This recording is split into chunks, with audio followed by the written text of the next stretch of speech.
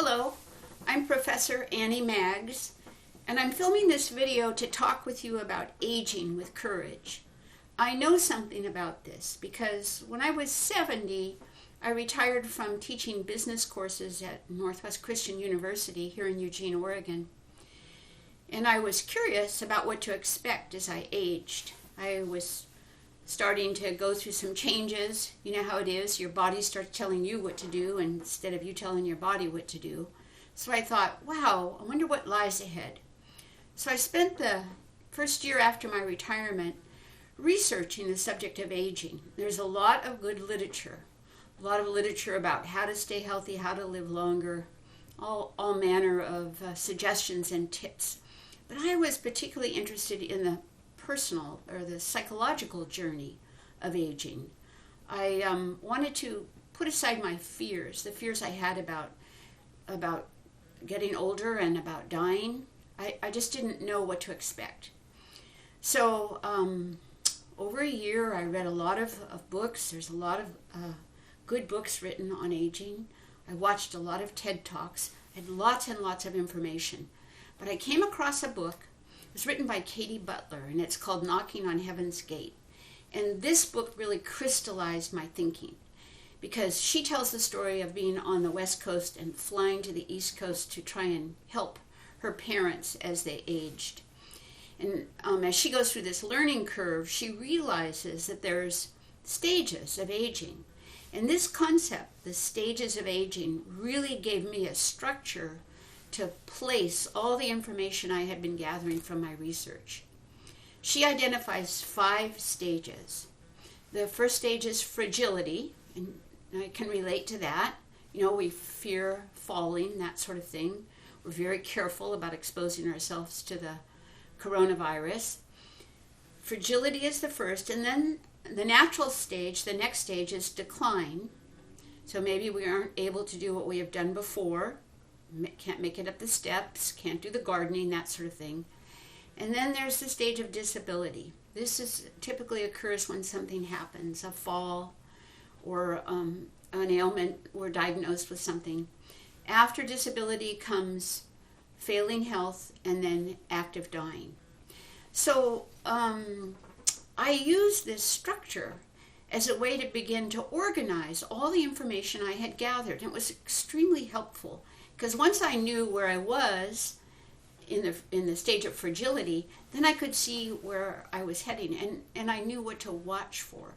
And the key, of course, is to make decisions, proactive decisions, to help you plan for what's occurring to us as we age. So I was dreaming of a storyline while I was doing my research, and I imagined a story about 2 older women who live in a home. This is the book I wrote, and this is the home they're living in. It's an old Victorian mansion, and there's a whole cast of characters who are helping them stay in that home. And I use this cast of characters as a way to take my readers through the stages of aging and bring in the information, the tips, the guidelines that I learned through my research. So I had this experience once before when I was teaching business. I was teaching an introductory business course, had for years, 7, 8 years, and I used a wonderful textbook. But I had been in business, and I knew that the textbook version of business, that's not how business really is. So I wanted my students to get a sense of the drama and the trauma of business. And so I wrote a book called Bookstore for Bailey. And as my students followed Bailey through her learning curve, then I could introduce accounting principles as she went to meet the accountant. I could introduce business law that applied to business. So they followed this learning curve. And from that experience, which actually another professor and I wrote a paper, and we were awarded an Innovative Learning Award by the Decision Science Institute because it was such an effective way of teaching. The students loved it. And I learned so much because they taught me what was missing. What did I need to do to deliver the information in this new format? And I quickly realized I needed a workbook. And the workbook allowed the students to personalize the information and allowed me to gauge how they were doing. So in retirement, I took that concept that had worked so well in the classroom and I incorporated it in my book. So this first part of the book is a novella. It's a story. And in that story, I deliver information through the format of advice columns. So the two older women write advice columns on how to age with courage.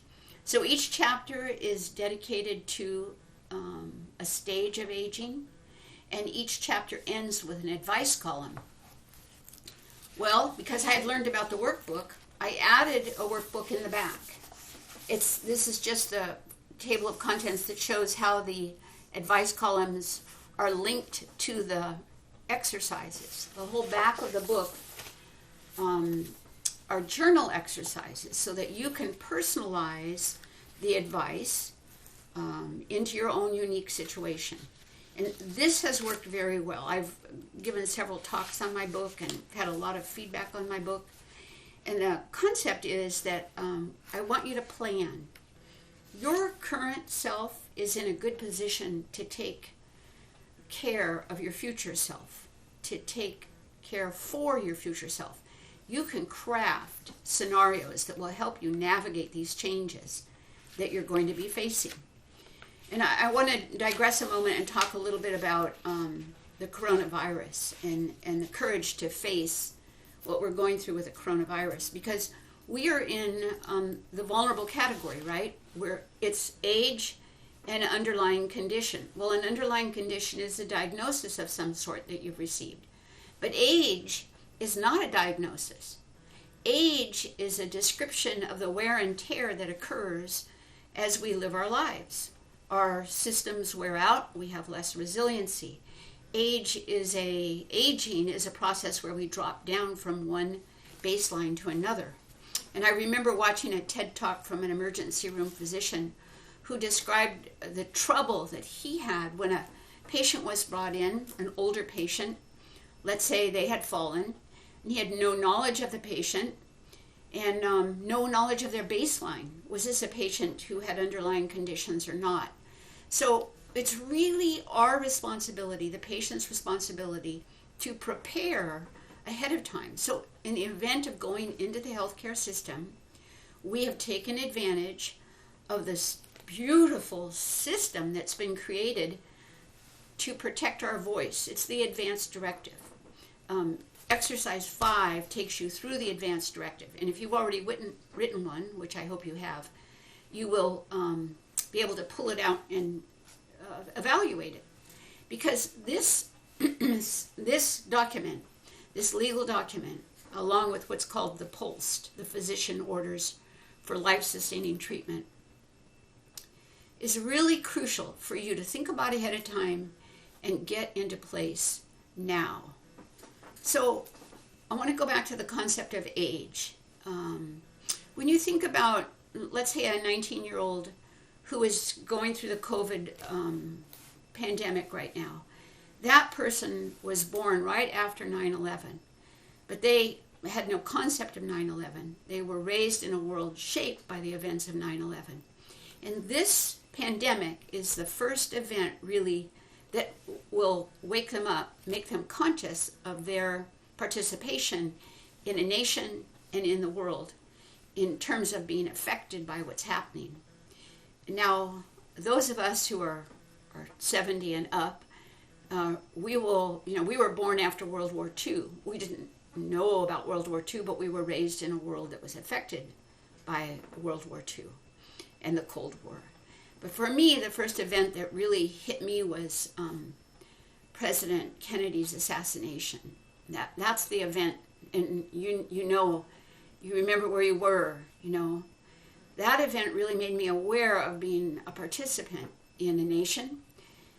And then, of course, we went through the civil rights movements, the assassination of Robert Kennedy, and just a couple months later, Martin Luther King Jr. and then the Vietnam protests. You know, we've been through a lot. We have been through a lot, and we have watched our world change dramatically from the late 80s and early 90s when cell phones were first made available, and then first commercial website in the early 90s, I think it was 91, and then smartphones, you know, not long after that. These changed our world dramatically. And so this is the beauty of being older. We have experience. We can draw on that experience, and we can have a perspective about COVID-19 and about the pandemic that allows us to keep hope. And then, of course, we can be steady through the ups and downs that are coming. We're in for it, you know, for quite a lot of the calm trail of what we've been doing for the last 5 or 6 weeks. It has yet to play out. So I urge you to embrace your age and experience that you have, and to take personal responsibility for your own planning. I want you to plan, because you have to think about the healthcare system, and depending on what stage you're in, whether or not you are going to go through the steps that are described in the advance directive. You have to decide. So I urge you to buy my book. It's called I Never Died Before. My name is Annie Maggs. The book was a finalist in the Oregon Christian Writers Association. And I hope you find it helpful. Good luck, and Godspeed.